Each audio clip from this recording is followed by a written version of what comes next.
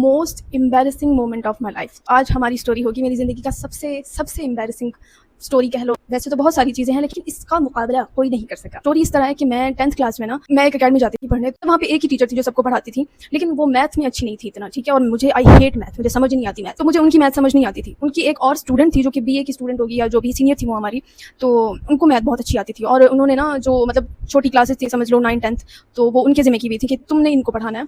वो मेरी ज़िंदगी की पहली शख्सियत थी जिनकी मुझे मैथ समझ आ रही थी। मतलब मैं, मेरे लिए वो मौज़ा थी कि भाई ये लड़की क्या है, मुझे समझ आ रही है इसकी मैथ। सब ठीक चल रहा था, मैं उनके पास मैथ पढ़ती थी, बहुत अच्छी स्वीट थी वो। एक दिन उन्होंने अचानक से बोला कि ना मैं अकेडमी छोड़ रही हूँ, मतलब अब मैं नहीं आया करूँगी, तो आप लोग देख लो, आपको फिर से मैम पढ़ाया करेंगी। मैं बहुत ज़्यादा डर गई। मैंने कहा आप वाहिद इंसान हो जिसकी मुझे मैथ समझ आ रही है, मैं नहीं, मैं तो नहीं रह सकती भाई, मैं तो मर जाऊँगी, मुझे समझाओ। और मुझे ये पता था कि वो हमारी हमसाई हैं। मैंने कहा अच्छा ठीक है, आपने छोड़ना है छोड़ें, मैं आपके घर आया करूँगी मैथ पढ़ने। तो जैसे कैसे उनको मनाया कि मैं आपके घर आऊँगी, मैं और मेरी कज़न बैठे थे, और मैंने कहा अच्छा ठीक है, अब मुझे अपना घर तो बता दें, मतलब एड्रेस समझा दें कहाँ है आपका घर। ये उन्होंने बताना शुरू किया। उन्होंने कहा जो पीछे वाली गली में ना, वो अब मैं उनका नाम तो नहीं लिख सकती, एक आदमी का नाम लिया, चलो सपोज उसका नाम शकील था। तो उन्होंने कहा वो पीछे वाली गली में जो वो शकील नहीं है। और मैंने अपनी कज़न से मुखातिब होकर कहा हाँ वो कमीना फालतू आदमी, घटिया इंसान। मैंने ऐसे बोल दिया, ठीक है। एंड शी सेड वो मेरे अब्बू हैं। मतलब ये मेरा दूसरा जन्म है, क्योंकि उस दिन मैं मर चुकी थी। मैं आज तक शौक में हूँ कि मैंने क्या बोला।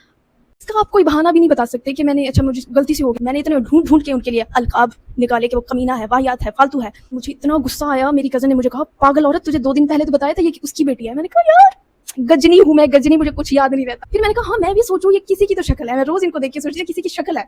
उसकी शक्ल थी वो। अच्छा मैं शौक में थी, लेकिन उनका रिएक्शन बहुत ही ठंडा था, मतलब जैसे कुछ नहीं हो। उन्होंने कहा हाँ वो मेरे अब्बू हैं और वही मेरा घर है, तो आ जाना। मैंने कहा अच्छा ठीक है, लेकिन मैं उनके घर कभी नहीं गई। मैं उनको फेस ही नहीं कर पा रही थी। अगले दिन आत्मा सटक गई थी कि मैंने किया क्या है। जो सबसे अच्छी चीज़ उनकी ये लगी, हैरत मुझे हुई कि यार हमारे अब्बू को कोई इस तरह बोले तो हमें बुरा लगेगा, हम उसको उससे बात करना छोड़ देंगे। उनका बिहेवियर मेरे साथ 1% भी नहीं बदला। उन्होंने जॉब भी नहीं छोड़ी, कुछ मसला हो गया, मुझे जाना नहीं पड़ा उनके घर। जैसी थी वो वैसी ही रही। मतलब किसी के अब्बू को ऐसा नहीं कहना चाहिए, लेकिन कहने का रीज़न ये था कि मैं बचपन में जब उनकी दुकान पे जाती थी ना, चीज़ की दुकान थी, चीज़ वगैरह, तो मेरा हाथ पकड़ लेते थे और मैं ज़बरदस्ती छुड़ा के वहाँ से भागती थी। फिर अपने भाई को लेके जाने लग गई उनकी दुकान पे, और मेरा भाई पागल, हालांकि मुझसे 2 साल बड़ा है, लेकिन मैं जाती थी ना तो फिर वो उसके सामने भी हरकतें करता था कि नहीं ये अपने हाथ से लेगी चीज़। मैं कहती थी नहीं आप यहाँ रख दें, चेंज जैसे वापस करते हैं, तो कि नहीं ये अपने हाथों से लेगी। और मेरा भाई समझता था कि शायद वो, जैसे बड़ों को बच्चे क्यूट लगते हैं, वो प्यार करते हैं, मेरे भाई को लगता था ये वो कर रहा है आदमी।